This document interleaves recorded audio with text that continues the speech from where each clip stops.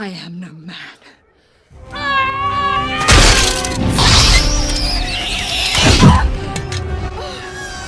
Hey Subfuries! On the fields of Pelennor before the Gondorian stronghold of Minas Tirith, Sauron's greatest lieutenant fell before the shield maiden of Rohan, Eowyn, daughter of Eamund. But how, exactly? Normal weapons do not hurt ring rats, and why did he say, "No man can kill me"? Was he really just an obnoxious prick like that guy with the hair and the way that he smiles like... Sorry, or is there something more to it? I am your resident Tolkien geek for today with all of the answers. When Eowyn faced down the Witch King, Tolkien wrote, a cold voice answered, "Come not between the Nazgul and his prey, or he will not slay thee in thy turn. No living man may hinder me." Now in the movie the Witch King says, "You fool, no man can kill me." But it means the same thing. It's referring to a prophecy made by an elf by the name of Glorfindel at the Battle of Fornost. The Witch King had once been the Lord of Angmar, a dark fortress in the north of Middle-earth. He almost entirely destroyed the region of Arnor, but in the year 1975 of the Third Age, the heir of Gondor of the day, Eowyn, and Glorfindel of Rivendell met him in the Battle of Fornost. The Witch King was defeated in battle and he fled. Eowyn wanted to go after him, but Tolkien wrote that Glorfindel said, "Do not pursue him, he will not return to this land. Far off yet is his doom, and not by the hand of man will he fall." These words many remembered, but Eowyn was angry, desiring only to be avenged for his disgrace. Glorfindel's words have been interpreted by most as a prophecy about the Witch King's fall, that 1. He would never return to Arnor, 2. He would die in a faraway place, and 3. That he would not fall by the hands of man. That upon the fields of Pelennor in the year 1319 of the Third Age, Eowyn and Meri face down against the Witch King and defeat him. The prophecy bore true. The Witch King never returned to the north of Middle-earth. He died some 1,000 years after the Battle of Fornost, and he did not fall by the hand of man. Now most people know that Tolkien was a master linguist. He loved language, and it's little tricks like this that we see it bleed into his novels. The Witch King was not defeated by a man, but a woman, Eowyn, and was not defeated by the race of man, but a hobbit, Meri. There is a theory that Glorfindel just said these things in hopes to save Eowyn from the Witch King, because he would obviously be killed by him, because he was angry, desiring only to be avenged for his disgrace, and that they just happened to be true. Either way, Glorfindel was spot on. And Eowyn died later anyway. But Tim, this still doesn't make sense. You're right, you volcanic interior designer. Even if the Witch King is to be defeated by Meri and Eowyn, normal weapons don't harm ring wraiths. Gandalf says of those who take the great rings of power, like the ring wraith, that he does not die, but he does not grow or obtain more life. He merely continues, until at last every minute is a weariness. And if he often uses the ring to make himself invisible, he fades.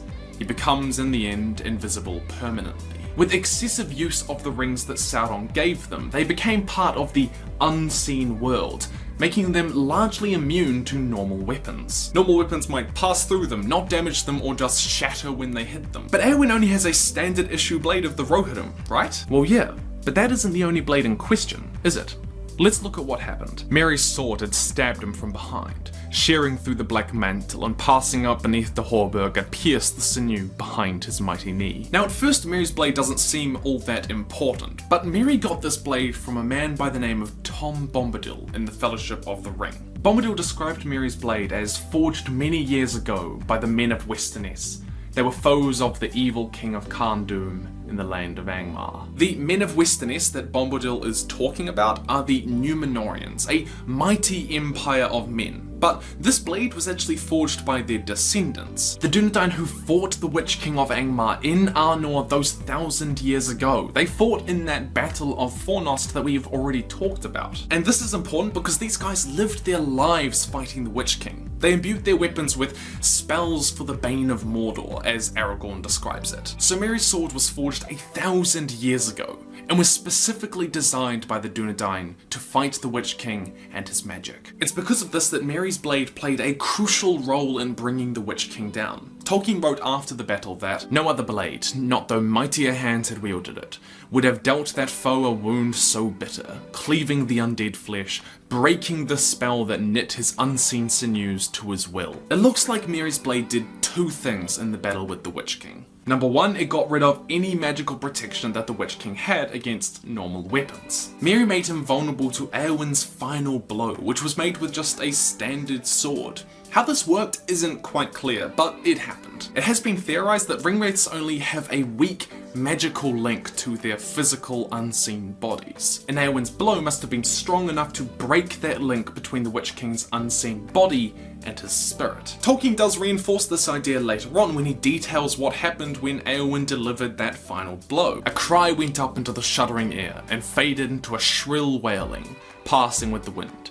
A voice bodiless and thin that died, and was swallowed up, and was never heard again in that age of the world. So the Witch King wasn't killed entirely. Yeah, he was only half killed. And Tolkien did later describe in a letter to a fan that he did not die but was reduced to impotence, helplessness. The Witch King could never take shape again, seen or unseen.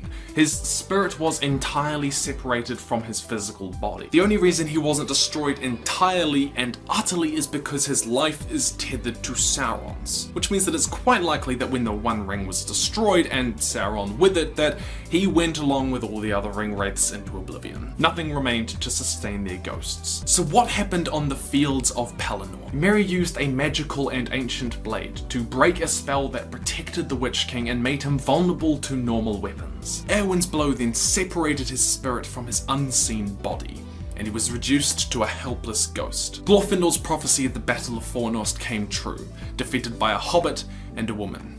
He did not fall by the hands of man. But that's all from me. Oh, and on a side note, welcome to the 40,000 of you who have watched my other Lord of the Rings videos on who the ring wraiths were and what the origin of the Balrogs is. If you haven't seen them, click the link up in the corner of the screen to watch those. This is the 40,000 strong sub-period community. The rules are be kind, be supportive, and as always, stay nerdy. A lot of you have been asking in the comments section of my ring wraiths video if Talion, Isildur, and another one are the ring wraiths in Lord of the Rings. I just want to let you know that as great and fantastic a game as Shadow of War is, it's not canon. Sadly, those three that you mentioned are not ring wraiths in the books. The games are still fantastic, and I really encourage you to read Lord of the Rings. If you have any other Lord of the Rings questions, then please do let me know down in the comments below. I love answering them and making videos on them, and in the meantime, I'd love for you to join other sub-furies. Follow me on my second channel, TwotheFuture. There's a link to that on my main channel page, or follow me on Twitter, Wattpad, Facebook. Email me stuff that you've made, and in the meantime, all I have to say is stay nerdy, sub-furies, and I'll see you in the future.